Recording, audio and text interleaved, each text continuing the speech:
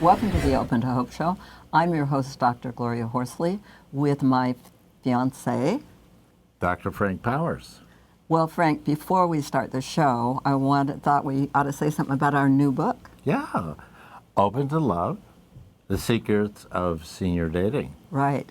For those of you out there who've had a loss and are thinking about dating, it's going to be a great book, and we've gotten some great reviews on it already. You can go to Open to Hope, or you can go to the Dating Doctors to pre-order it. Yes, and we hope that you will.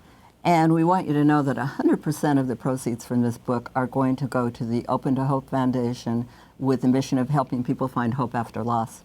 Yeah. Well, Frank, we've got a great show today, from grief to dating, and we've got some amazing with these two ladies that are going to help us out. We'll start out with Claudia Coenen, and thank you for being on the show. Let me say something to you about Claudia.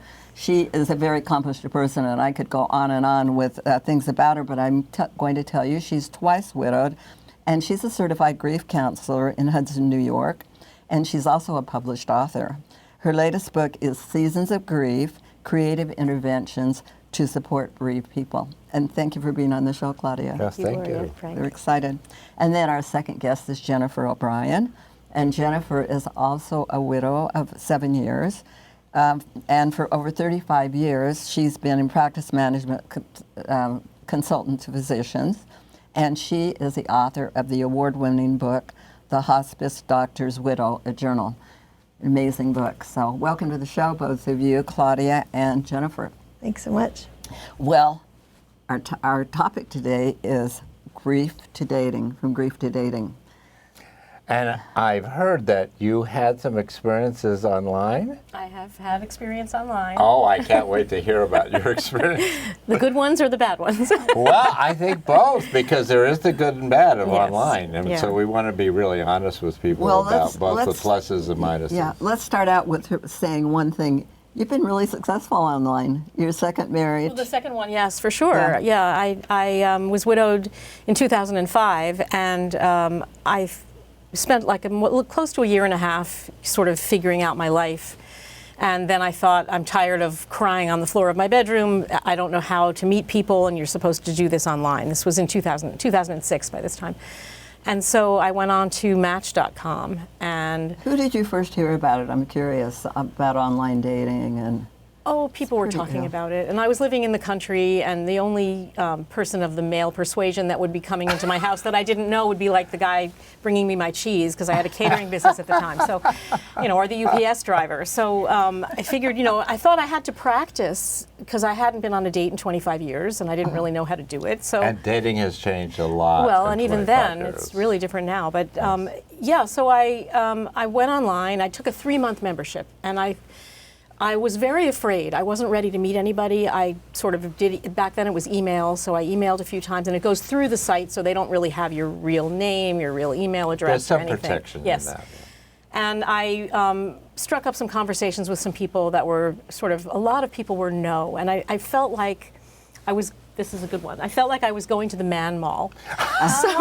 So you go into a store, and you're sort of like, no. No, and it was a lot of it was no, and I was getting to the point where I was almost to the end of the membership. There was one man that I talked to one man for a couple of weeks, but I was afraid to meet him. And then he started to talk about going back to his old girlfriend, and I said, wait a minute, you cannot talk to me about this. You want to go do that, just let me know. So you're talking to him online? I'm talking to him on the phone by this time. Oh, on the phone by then. So he was turning you into his therapist. And I wasn't even doing the grief work yet. I was just, a kind of a crazed widow at the time. So that didn't work out. And then I thought, well, had been corresponding with this other man who I knew was not really the right person for me. He didn't really look that nice. There were things about him. But I thought I have to practice anyway. So I decided to go out and meet him for dinner. And it was terrible. It was really, really awful. He wasn't even divorced. It was just awful. He mocked me over dinner. Oh. Wow. He said, you owe me this much. And I cried all the way home, and I thought, I just can't do this. But I had like another few weeks to go.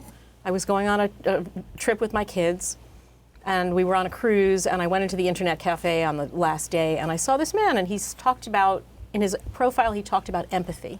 I thought, I need some empathy. So I wrote that to him. I'm in need of some empathy. And he wrote back and he said, could we talk on the phone? I said, well, I'm actually in the middle of the ocean, so maybe when I get back to New York tomorrow. So then we talked on the phone. And he said, we really should meet. And I had learned my lesson that I should just meet up. And so I met him, and I felt like this rush of energy was so strong.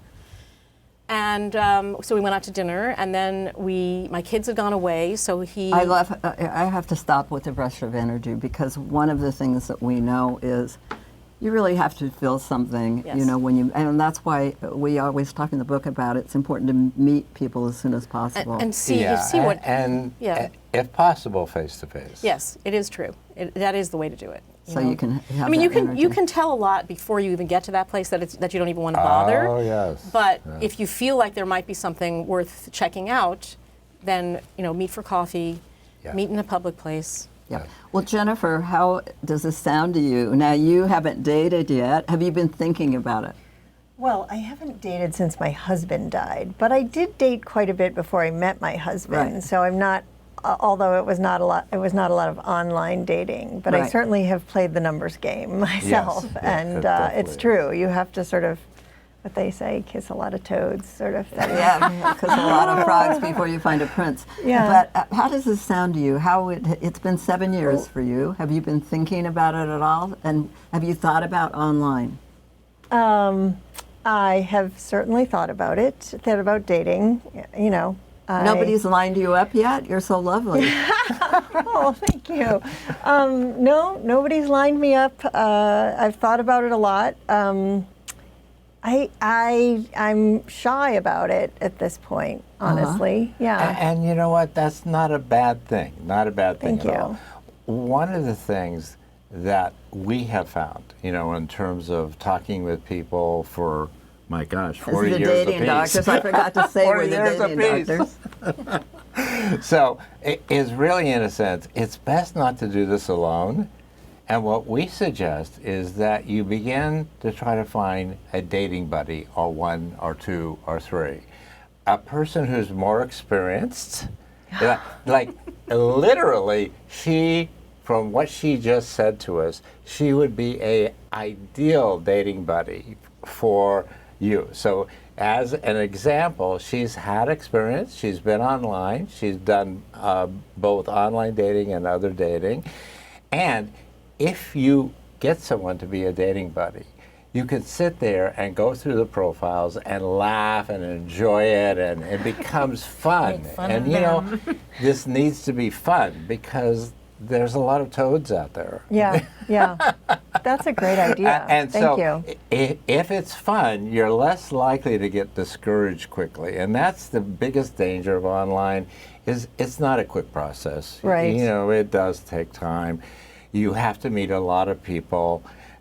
You have to become really careful about scamming and other sorts of things, because that does exist online. It's a real thing. It doesn't happen as often as people think it happens, but it happens often enough. Well, I'm so glad you brought that up, because, my brand is Hospice Doctor's Widow.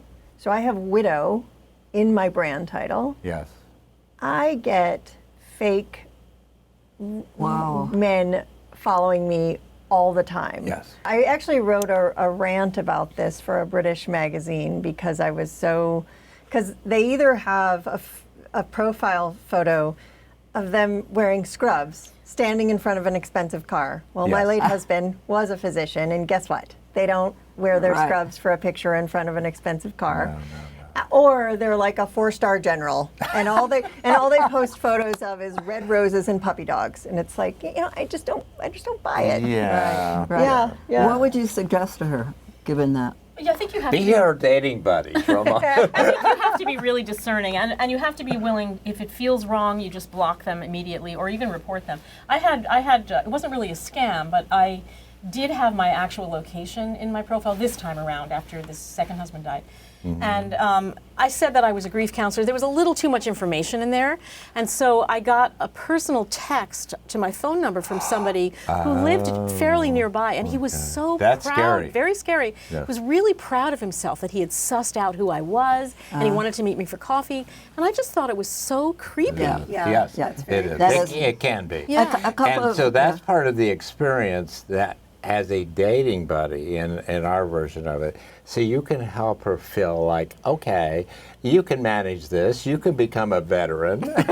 yeah. Now that's of the another dating thing. We thing. consider you an expert at dating, and there's so many people. I know, it doesn't feel that way, but actually you are. No, this time around, I mean, because it just happened again, so it's, Yeah, like, you're- it's And, really and different you know, this one time. of the benefits of being a dating buddy that has the information and experience is that you go back and you relive the fundamentals of how to do this Yeah. because in teaching her, you learn again. And, Yeah. and so there's really a mutual benefit in this dating buddy kind of routine. So if you decide that you want to do this, one of the first things I would suggest is you find someone with experience and someone who has been through that dating process, because it's really quite different from how most of us dated 30 years ago. It didn't even exist. Sure.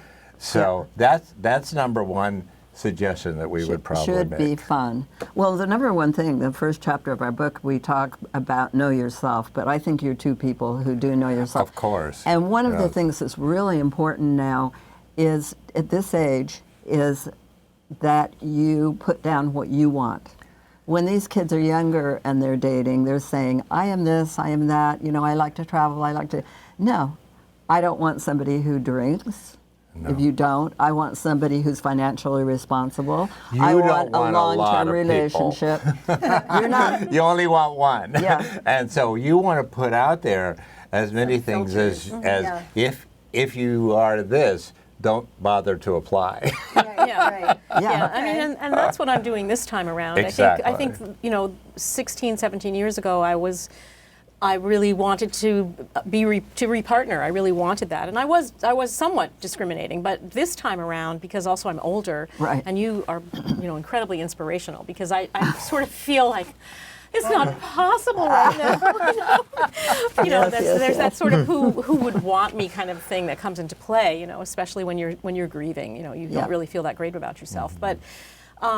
I do have that. You know, I want somebody who has done their own personal work. Exactly. I want somebody who is financially stable and who also is free to do fun things, to travel. And Absolutely. I really don't want to take on anybody else's trauma. And you don't have time to do that. I mean, you need to put out what you want and what you don't want. Yeah.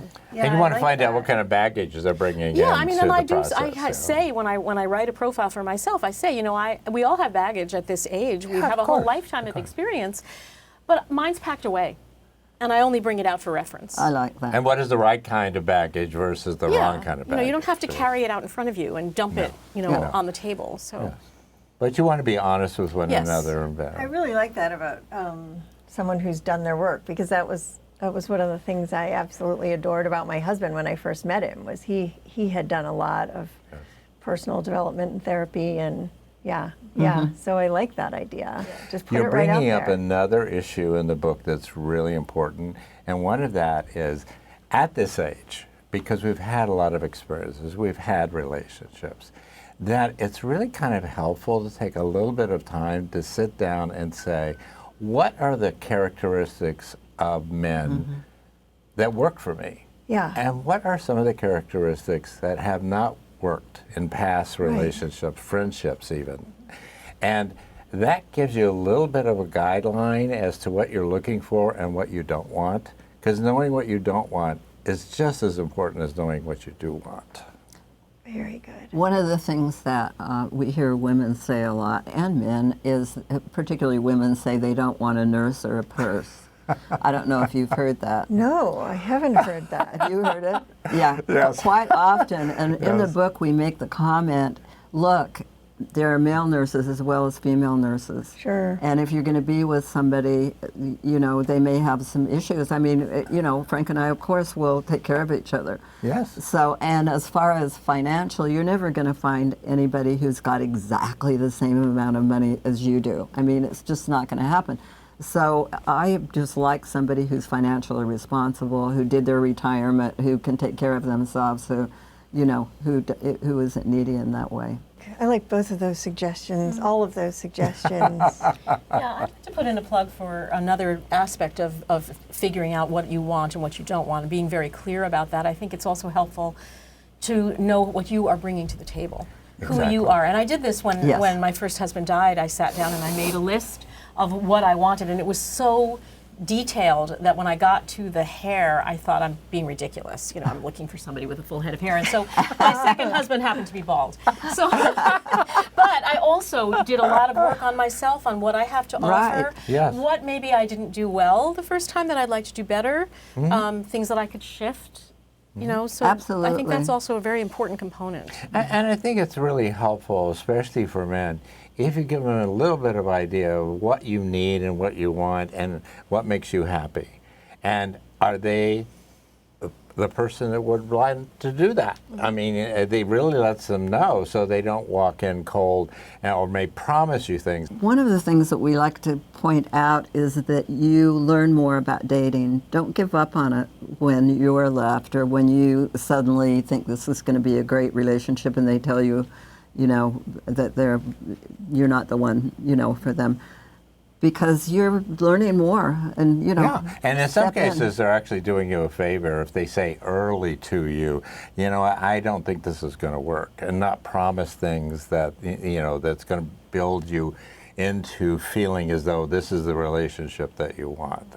I always tell the men that I worked with and that decided they wanted to go on to be honest and really let the person know. You don't have to be mean about it, but you do need to let them know how you're really feeling and being as genuine as possible. And be careful, because there's a lot of people who are very lonely and they think they can do things that they can't. So I always tell them, be as honest as possible, be kind, treat them the way that you would want to be treated, and make sure that you do your best to be honest. So I had something interesting happen this summer where it wasn't an online dating thing, obviously, since I haven't done that, but someone I had met, and then we talked about, you know, actually performing a song together. He was a musician and I'm a vocalist, and so I gave him my card. And he looked up my website and he wrote me this lovely long email. You know, because it was the end of the summer, and he said, "Wow, I wish I'd known more about you, you know, earlier in the summer," and really seemed very interested. And then the next time we saw each other, which was not a date, but it was definitely I'm going to be here, I'm going to be there too, right? Which really felt like, okay, I'm going to get some face-to-face with a new light. And he did something, well, several very odd things that I imagine didn't mean anything to him, but felt really hurtful to me. And, you know, very quickly it was quite painful. It went almost straight back to, if Bob was around, I wouldn't be going through this. And Yes. it really threw me off quite a bit. And so anyway, I'm still That's the somewhat reason you recovering. need a dating buddy, so you can talk about this and realize it's a normal experience. It's not something you want, but it's real. Sure, Yeah, and sure. that's the reason we say meet them early and in person, because you find out so much in the personal contact. Yes. Yeah. Right. I had met him, and once a week we'd gone to this same thing, and I had so enjoyed him. And then Right. it was. Now, Then you saw another side of him. Yeah, well, I guess so. but I think Yeah. also it hurts your heart. Yes. Sure does. And it disappoints you, and it makes you feel like maybe you're not good enough, or all those failure Or maybe there's kind no of one things. out there. Yes. Yeah, definitely. exactly. Definitely. but there is somebody because out there. I feel like I was so lucky to meet Bob and fall in love with him, and Yes. you know, and then I think, well, some people don't get even that in an entire lifetime, so I'm already lucky. Yeah, the am I too greedy? Yeah, exactly, Do I want too exactly. much out of this life? Yeah. If I had one successful one, I should want more. Right. And quite honestly, you're a lovely lady. There is someone out there, and you just want to be persistent enough to find the right one. That's you right. know, you know, and anyone who tells you that having time with someone, developing a friendship isn't really the best thing to do, I would say no, it is the best thing to Right. do. Develop a friendship first, see if you really like That's what one you're always another. telling the guys. Oh, I am. Frank yeah. has a little scold in the book to men that says, don't try to overwhelm these women, get them to bed or whatever. Make a friend. Exactly. Yeah. Develop a friendship. So, Claudia, what advice as a dating buddy would you give her Yes. about that? No pressure. No pressure. I think I do want to say that there is something. I think being widowed, we are a little more tender. We tend to take it personally a little bit more and quickly. So that's very hard to get over. I think we just have to be discerning and to say, you know, well, if that didn't work, that's not the right person. You know, why waste your time? Now you know that after, so you had a few weeks where you did some, you know, you met up with him, and now you saw that other side that you don't like, Right. and he's obviously not sensitive enough. So next. Next. I got dished before Frank. Yes. Yes. And he made me look so good. Well, that's good. I love him. there's- Thank you so much. But there's also this strange thing that happens where I think, especially with online dating, that you should know that it feels very, very sped up. So I did go Oh, it out does. with Yeah. two different people. I went on 2 dates with these two different people, and the first one I had just sort of tentatively put myself out there, and I told him that I didn't know what I was doing. I didn't know how to date. I'd been on 2 dates between the two husbands, and I stayed with the second person. So, you know, I really didn't know what I was doing. So I told him that over and over again. You know, I'm just sort of feeling my way through this. And we met for wine, and then we went to a museum together. And I told him every time, this is where I'm at. You're a nice person. It's interesting to get to know you. He called me up a week later, and he's like, why are you doing this? Why are you on the dating site? Because I don't understand. And I said, but I told you probably 20 times. And he wanted me to say something different than what I was feeling. And I said, He I'm really wants you to commit to him because after of his anxiety. his anxiety, Yes, whatever it was. right. And I said, you know, this isn't really working, and I don't really feel like you're Good for listening you. to me. Yes. And that is wonderful because that is a property of many men. They get so anxious, and they find someone that they like and have initial contact with. They think, well, this is it. I don't have to date anymore. I don't have to. I don't have to be nice anymore. We've committed now. Right. Yeah. So you lock you in. Yes. But I think you just have to be clear about what you want. But, well, before we close the show today, I want to ask if you have any more questions or any more thoughts you want to give us. No, I don't know that I have questions. I have great admiration. I have great admiration. Well, I want you to know that there's somebody out there for you. Yes. Yes. And you do have to be patient. And you do have to take some time. It's time consuming, isn't it? It is time consuming. And you might even, if you're really serious about it, you might even empty a drawer in your house or your closet. Symbolically, you're opening up a Symbolically space. telling your mind that you're ready to date. Oh, interesting. And Yes. also, Because it's unconscious. yeah, when you and sign you up for open the yourself dating up. app, and I don't know if you found this, but it can actually change your brain chemistry. You're out of the sweats.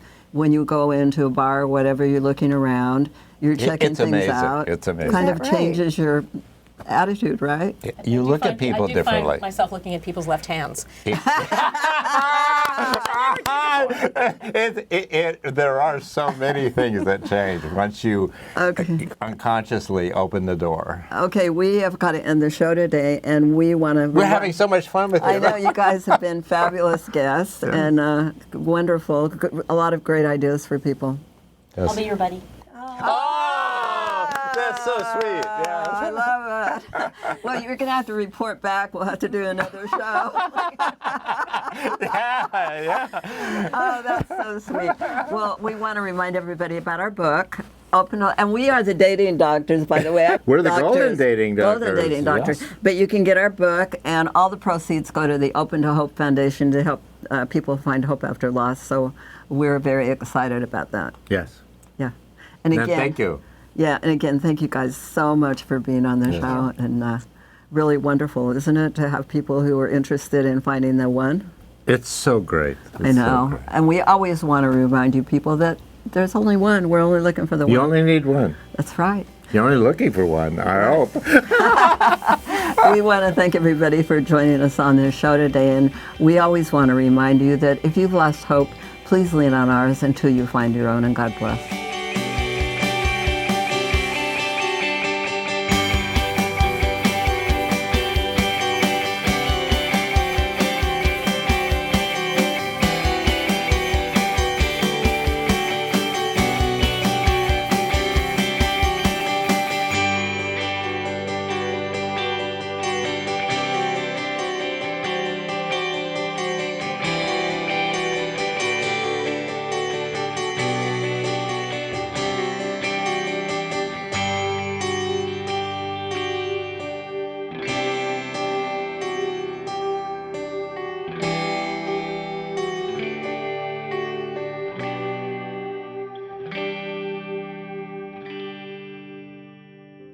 You don't need enough hope to get through the day. You don't need enough hope to get through a year. You just need enough hope to get through the next moment. Even though we had this thing happen to us, it also happened for us. We hold the memories of those that we cared for, that were a part in the making of our characters. And when they pass, those memories will come back when you need them. They become voices of intuition and of guidance. We want to be a lifeline for somebody else. We want to inspire others and say, we know what it's like to be where you are, but you're not always going to be there. Just take our hand, believe us. We'll take the journey with you. When life presents 1,000 reasons to mourn, show life that you have 1,001 reasons to smile. We get through this one breath at a time. We don't do it a day at a time. That's healing. That's positive, and that's what the world wants to talk about. People die. Love doesn't die. We always say, if you've lost hope, please lean on ours.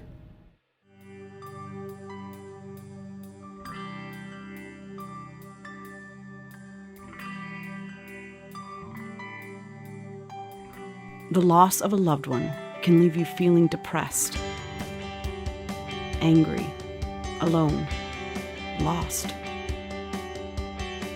But you don't have to face this journey on your own. Open to Hope is a free community for anyone who has experienced loss. Find support. Find help. Find hope. Give grief a voice at Open to Hope.